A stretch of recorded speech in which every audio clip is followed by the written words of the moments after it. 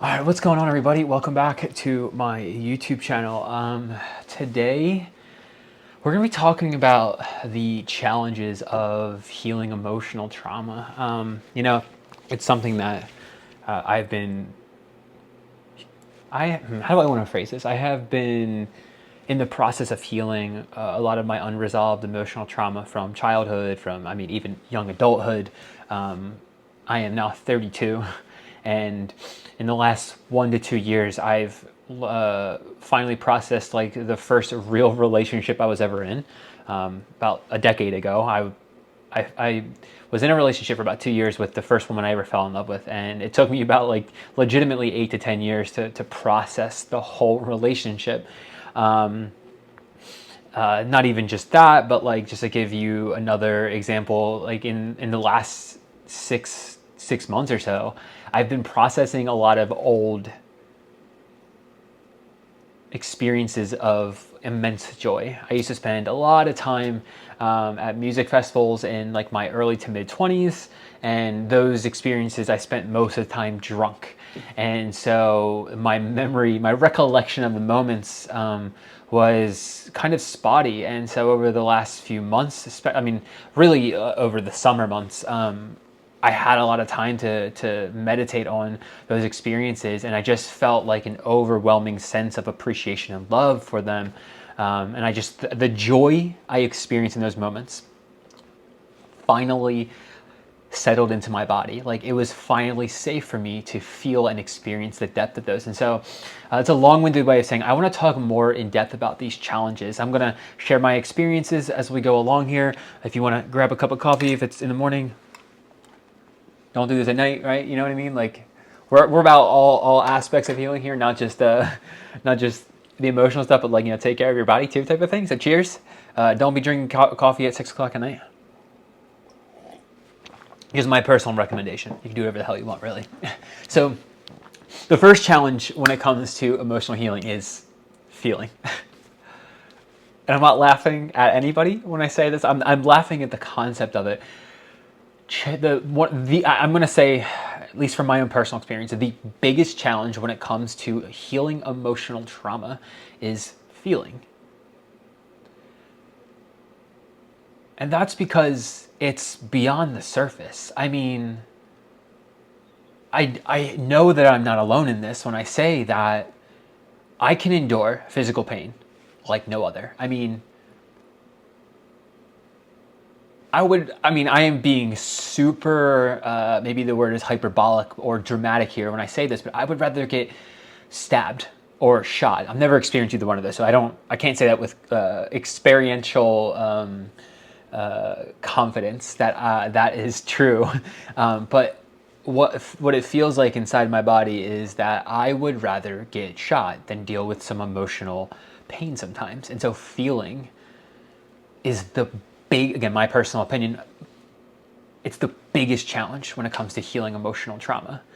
Because all the traumatic experiences, while they might have a physical essence to them, so you may have experienced something in reality that led to it, it's ingrained deeper within your psyche, within your body, the fascia. If you subscribe to the notion that fascia is kind of what's holding on to that stored energy, those emotions,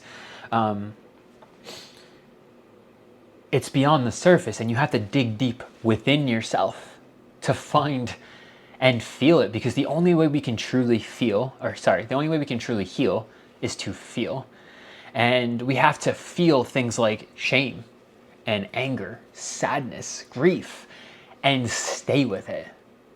Because what the mind wants to do is the mind may have labeled those emotions as bad or wrong, or if I feel these emotions, mom and dad won't love me.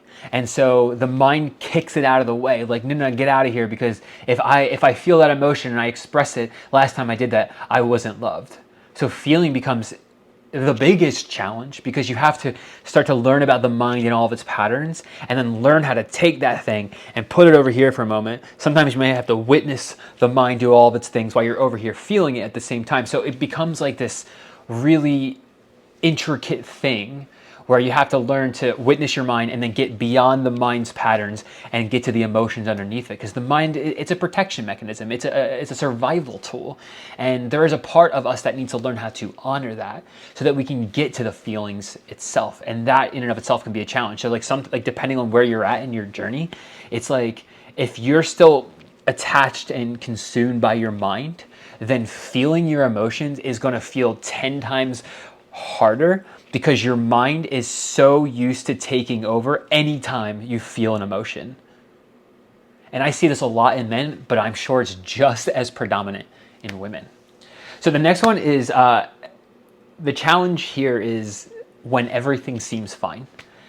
Because usually emotional trauma comes from an internal experience rather than an external one. Now, again, external experience is totally, like I fractured my shoulder when I was 14. And I never fully processed the emotions that happened that. So like that has, I'm not like, I mean, you get to like the really serious shit, like get into a car accident. My father got struck by lightning. Like I can only imagine what that was like emotionally. So like they have an emotional basis, but we're talking just about emotional trauma here. Like when things seem fine on the surface and you're not taught how to process, feel, and hold your emotions, like many of us have experienced in our lives, then it can become very confusing. And the mind is just like, shut up, don't feel that. You shouldn't feel that way. Like, just get over yourself. The mind's gonna say all these things that we hear in our culture and our society. Like, I shouldn't feel this way. You're gonna should yourself. I shouldn't feel this way because everything's fine.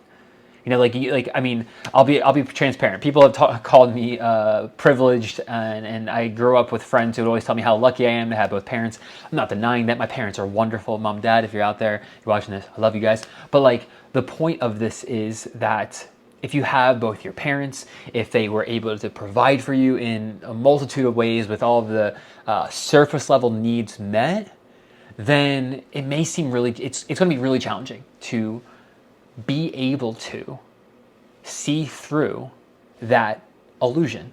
And I'm not saying it's not real as an illusion, but the mind will use it as an illusion to keep you stuck from feeling your fucking shit. The mind is a wonderful, wonderful tool.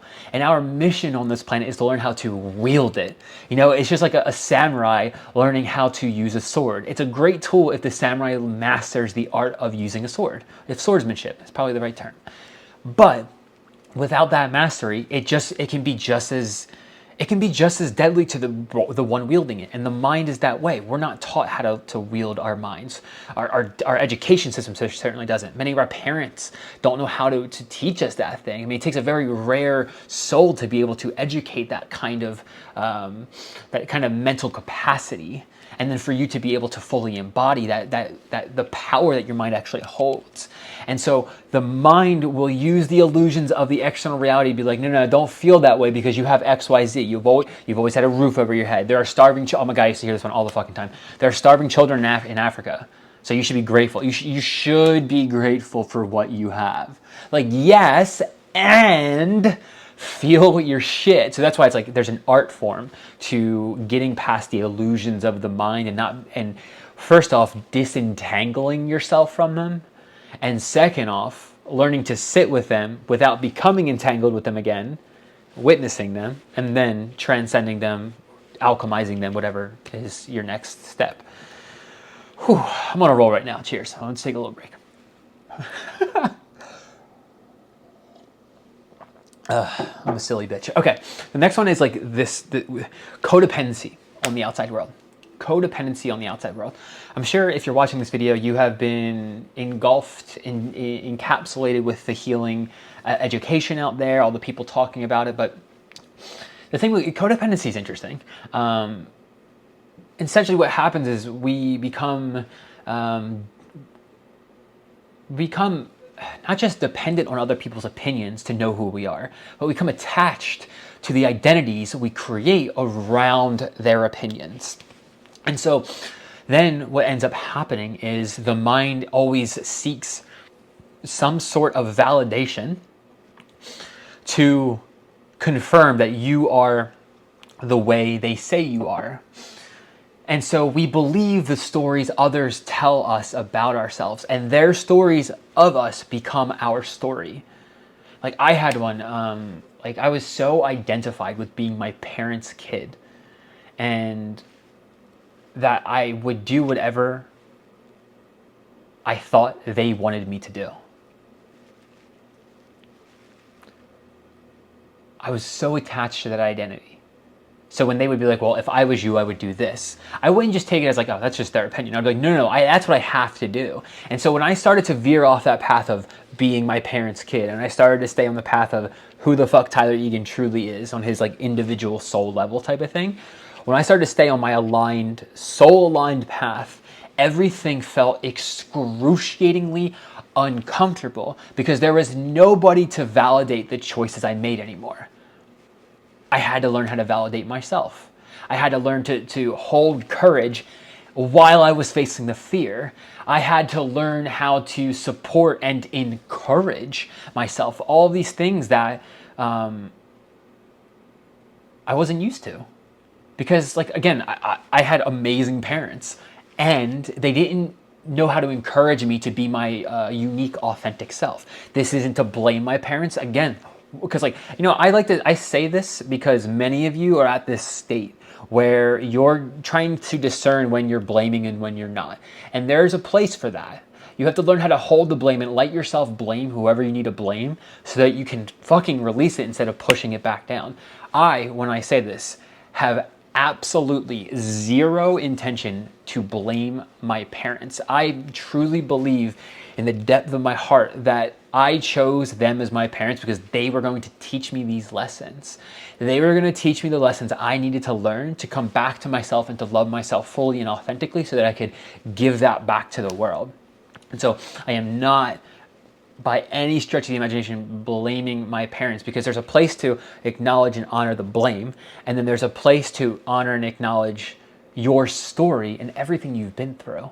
So letting that wounded version of you, you don't have to go on the internet and complain to everybody, seeking validation for people to confirm what you know and don't know, because sometimes that refeeds the same fucking loop, keeping you stuck in smallness.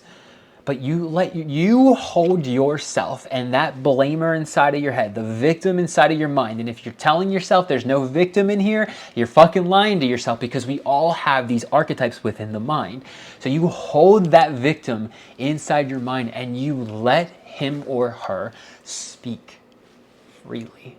Blame the shit out of your parents, because in a perfect world where all of our parents are doing the right things all the time, our parents would be able to hold the energy of us blaming them. But many of them can't. And that's not to shame them. That's to acknowledge the fucking truth. And so it's our job to hold our own blame, our own shame, our own victim perpetrator. Okay, so I had to learn how to encourage myself, because my parents, they encouraged me to do the things that they wanted me to do, not the things that would bring me joy, that would bring me fulfillment.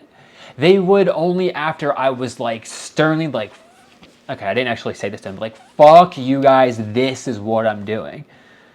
They had a hard time seeing my truth because they had this layer of unresolved wounds that blocked them from seeing their own truth.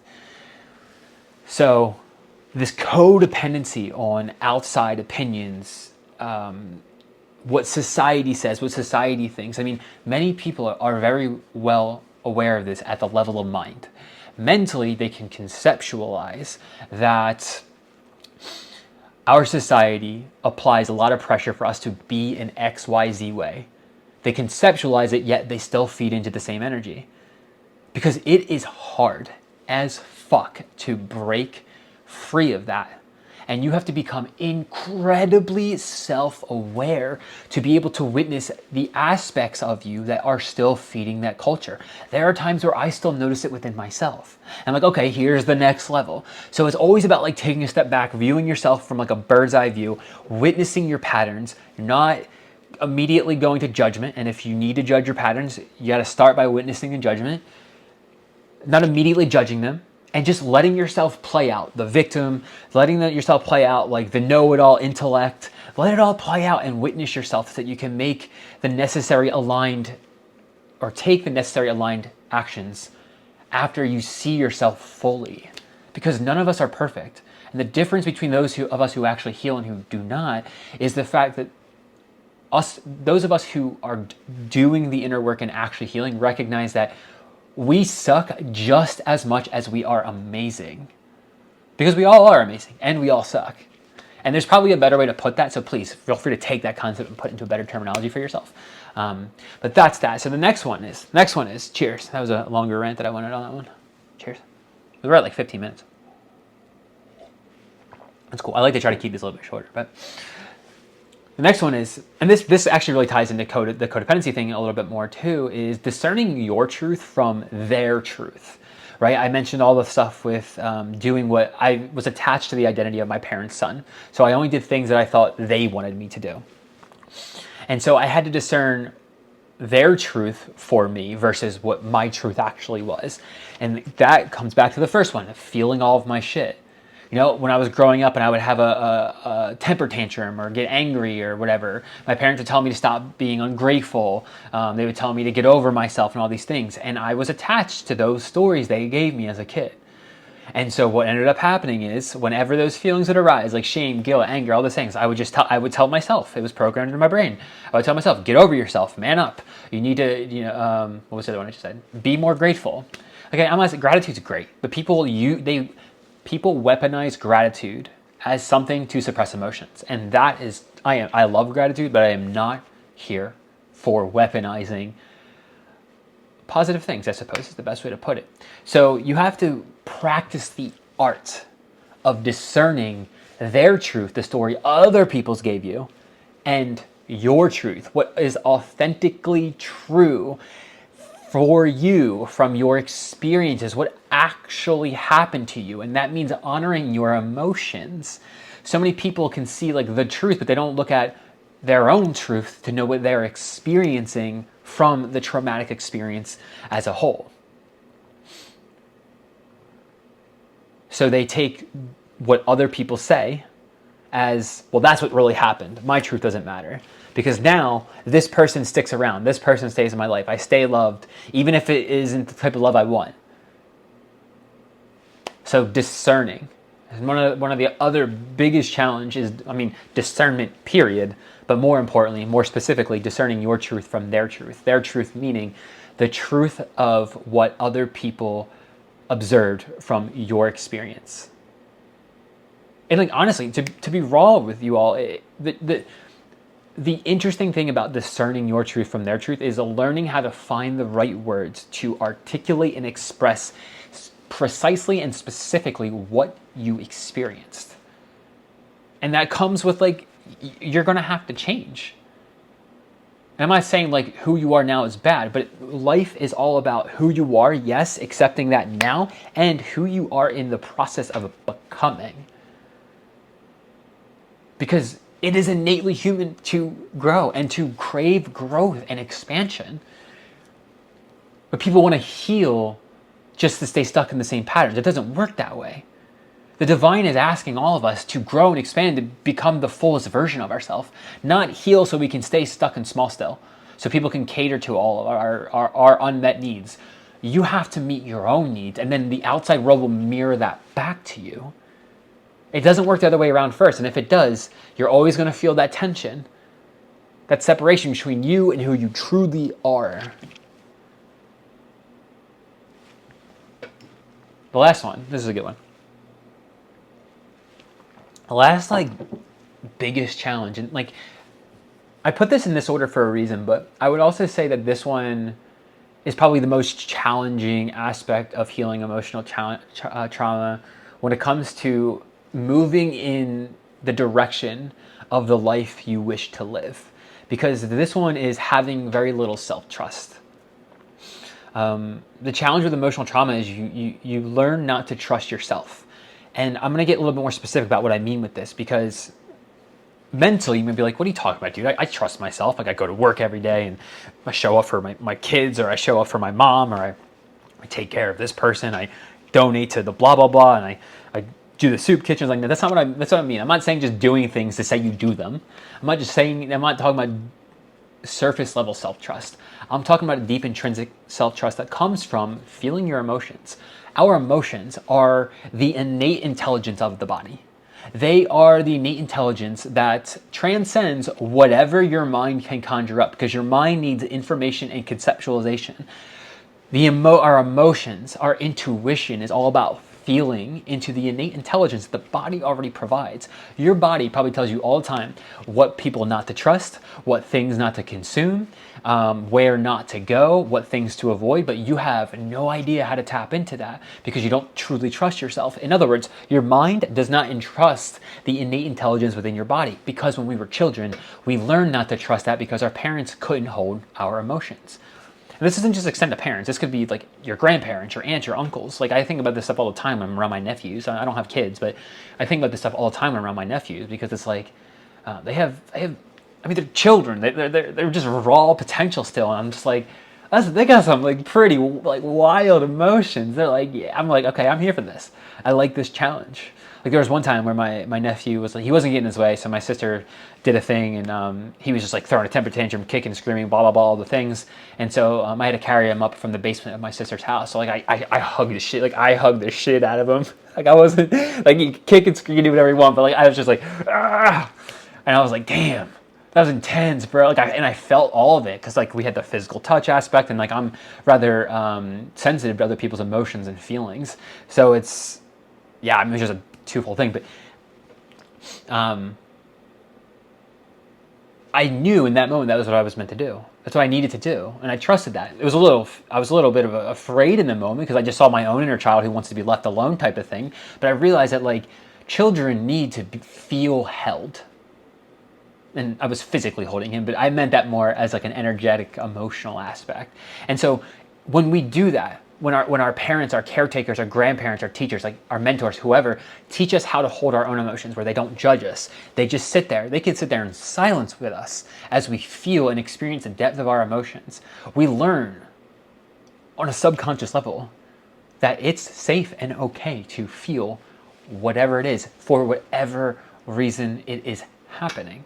And many of us don't learn this. So we learn not to trust the self. We learn not to trust the body and its innate intelligence, the intuition, the emotions. So we're relying only on the mind. So this tool that's supposed to be a weapon in the arsenal, so to speak, becomes the only weapon, and we become handcuffed because we don't know how to use the machete. We don't know how to use, and hopefully this isn't really becoming a violent one, but we don't know how to use machine guns. We don't we don't know how to use nunchucks. We only know how to use the mind. And so if you take away the mind, we're fucked. And so there's no cohesive relationship between the mind and body. So I think I'm gonna wrap it up there now. That was good. That was good, guys. That was good, y'all. Thank you for tuning in for this. Thank you for sticking around with me. Hopefully my mic works. I'm having technical difficulties with this thing lately. My phone's old, my laptop's old, I'm broke as fuck, and it's been it's been interesting. So, all right, that's it. That's it. That's all, y'all. Thank you so much for tuning into this video. If you enjoyed it, if you took anything from it, please do the YouTube algorithm stuff, like, comment, subscribe, all that jazz.